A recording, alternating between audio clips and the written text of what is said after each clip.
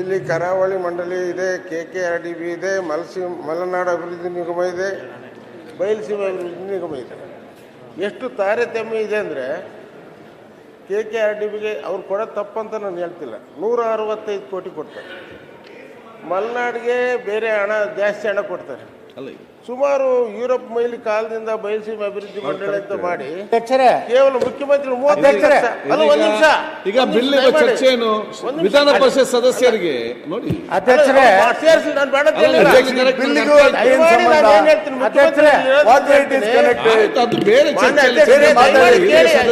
ಅವಕಾಶ ಸಿಕ್ಕೊಟ್ಟಿಲ್ಲ ಅಂದ್ರೆ ನಮ್ಮ ಕಷ್ಟ ಯಾರಿಗೆ ಹೇಳ್ಬೇಕು? ನಾವು ಬಿಲ್ ಬಗ್ಗೆ ಮಾತಾಡಿ, ಮಾನ್ಯ ಬಿಲ್ ಬಗ್ಗೆ ಮಾತಾಡಿ,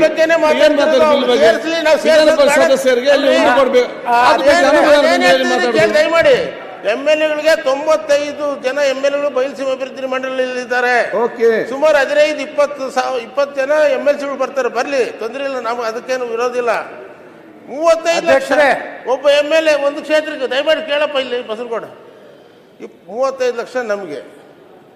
KKRDB 165 ಕೋಟಿ. ಚರ್ಚೆ ವಿಷಯ ಯಾವ ದಯಮಾಡಿ ಅಧ್ಯಕ್ಷರೇ, ನಮ್ಮ ಕಷ್ಟ ಹೇಳ್ತೀನಿ, ದಯಮಾಡಿ ಕೇಳ್ಬೇಕು ನೀವು. ಕೇವಲ 35 ಲಕ್ಷ ಒಂದು ವರ್ಷಕ್ಕೆ ಅಲ್ಲ, ಜಾಸ್ತಿ ಕೊಡ್ಲಿ. ನಾನು ಅವ್ರು ಸೇರಿಸ್ತಾರಲ್ಲ, ಅವ್ರನ್ನೂ ಸೇರಿಸಿ ನಾನು ಕೊಡೋದಕ್ಕೆ ವಿರೋಧ ಇಲ್ಲ. ಕೇವಲ ಇರ್ತಕ್ಕಂಥ MLAಗಳಿಗೆ ಬರೇ 35 ಲಕ್ಷ ಆಯ್ತು. ದಯಮಾಡಿ ನಾನೇನ್ ಹೇಳ್ತೀನಿ ಮುಖ್ಯಮಂತ್ರಿಗಳಿಗೆ, MLAಗಳು ಬೇಡ, MLCಗಳು ಬೇಡ, ಅದು ನಿಲ್ಲಿಸ್ಲಿ, ಮುಚ್ಚಿಬಿಡ್ಲಿ ಅಂತ ಹೇಳಿ. ಆಯ್ತು ಅಧ್ಯಕ್ಷರೇ. ಮುಖ್ಯಮಂತ್ರಿ 35 ಲಕ್ಷ, 165 ಕೋಟಿ ಅವ್ರಿಗೆ, ನಮ್ಗೆ 35 ಲಕ್ಷ.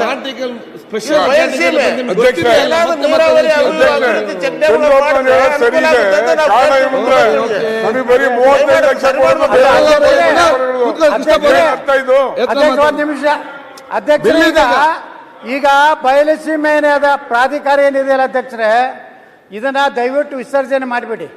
ಯಾವ ವಿಧಾನ ಪರಿಷತ್ ಬೇಡ, ಬರೇ 35 ಲಕ್ಷ ರೂಪಾಯಿ ಸಲುವಾಗಿ ಪಾಪ ಮಂತ್ರಿಗಳು 35 ಕೋಟಿ ಅವ್ರಿಗೆ ಇರುವುದೇ ಹೊಟ್ಟೆ, ಅವ್ರಿಗಿರುವಂತದ್ದು 35 ಕೋಟಿ. ನೀವು ಕಲ್ಯಾಣ ಕರ್ನಾಟಕಕ್ಕೆ 5,000 ಕೋಟಿ ಕೊಡ್ತೀರಿ. ಮಲೆನಾಡು ಅಭಿವೃದ್ಧಿ ಬೇರೆ ಇದೆ. ಹಂಗಾದ್ರೆ ನಮ್ಗೆ ಬರೇ 35 ಲಕ್ಷ ರೂಪಾಯಿ ಬೇಡ. ಅಧ್ಯಕ್ಷರ ಪ್ರಾಧಿಕಾರನ ರದ್ದು ಮಾಡಿ ಕಲ್ಯಾಣ ಕರ್ನಾಟಕದ ಮಾದರಿಯಲ್ಲಿ ಕಿತ್ತೂರು ಕರ್ನಾಟಕ ಅಭಿವೃದ್ಧಿ ಮಂಡಳಿ ಮಾಡಿ. ಇದು ಬೇಡ ನಮ್ಗೆ ಬಯಲುಸೀಮೆ. 35 ಲಕ್ಷ ರೂಪಾಯಿ ಸಲುವಾಗಿ ಆ 35 ಕೋಟಿ ಬರೀ TADಗೆ ಹೋಗ್ತದೆ ಅಧ್ಯಕ್ಷರೇ. ಅಲ್ಲಿ ಬಯಲುಸೀಮೆ ಪ್ರಾಧಿಕಾರದಲ್ಲಿರುವ ಅಧಿಕಾರಿಗಳ ಸಂಬಳಕ್ಕೆ ಸಾಲುವುದಿಲ್ಲ. ದಯವಿಟ್ಟು ಅದು ವಿಸರ್ಜನೆ ಮಾಡಿಬಿಡಿ. ಯಾವ ವಿಧಾನ ಪರಿಷತ್ತು ಬೇಡ, ವಿಧಾನಸಭೆ ಬೇಡ. ತುಂಬಾ ದಪ್ಪ ಇದ್ದೀರಾ, ಅದರಲ್ಲೂ ಯಾವುದೇ ಸೈಡ್ ಎಫೆಕ್ಟ್ ಇಂದ ಸಣ್ಣ ಆಗ್ಬೇಕಾ? ಎಷ್ಟೋ ಜನ ಹೇಳ್ತಾ ಇದ್ರಿ, ಸರ್ ನಾನು ಜಿಮ್ಗೆ ಹೋಗ್ತಾ ಇದ್ದೀನಿ ಆದ್ರೂ ಸಣ್ಣ ಆಗ್ತಾ ಇಲ್ಲ ಸರ್, ವರ್ಕೌಟ್ ಮಾಡ್ತಾ ಇದ್ದೀನಿ ಆದ್ರೂ ಸಣ್ಣ ಆಗ್ತಾ ಇಲ್ಲ ಅಂತ ಹೇಳ್ತಾ ಇದ್ರಲ್ಲ. 100% ಯಾವ ಜಿಮ್ಗೂ ಹೋಗ್ದಂಗೆ ವರ್ಕೌಟು ಮಾಡ್ದಂಗೆ ನೀವು ಸಣ್ಣ ಆಗ್ಬೋದು. ಪ್ರತಿದಿನ ಬೆಳಿಗ್ಗೆ ಸಂಜೆ 2 ಟೈಮ್ ನಮ್ಮ ಜೀನಿ ಸ್ಲಿಮ್ ನ ಯೂಸ್ ಮಾಡಿ ಯಾವುದೇ ಸೈಡ್ ಎಫೆಕ್ಟ್ ಇಲ್ದಂಗೆ ನೀವು ಸಣ್ಣ ಆಗ್ತೀರಾ. ಯಾಕೆಂದ್ರೆ ಜೀನಿ ಸ್ಲಿಮ್ ಒಂದು ಉತ್ತಮ ಆಹಾರ. ಯಾರಾಗ್ತಾರೆ MLA ಅಭ್ಯರ್ಥಿ 2028 ಶೀಘ್ರದಲ್ಲೇ. ಪ್ರತಿದಿನ ಒಂದೊಂದು ಕ್ಷೇತ್ರದ ಟಿಕೆಟ್ ಆಕಾಂಕ್ಷಿಗಳ ಸಂಪೂರ್ಣ ಮಾಹಿತಿ ಪೊಲಿಟಿಕಲ್ ಜರ್ನಲಿಸ್ಟ್ KM ಶಿವಕುಮಾರ್ ಅವರಿಂದ. ಕರ್ನಾಟಕದ ನಂಬರ್ 1 ಡಿಜಿಟಲ್ ಮೀಡಿಯಾ ನಿಮ್ಮ ನೆಚ್ಚಿನ ಕರ್ನಾಟಕ ಟಿವಿಯಲ್ಲಿ ಮಾತ್ರ.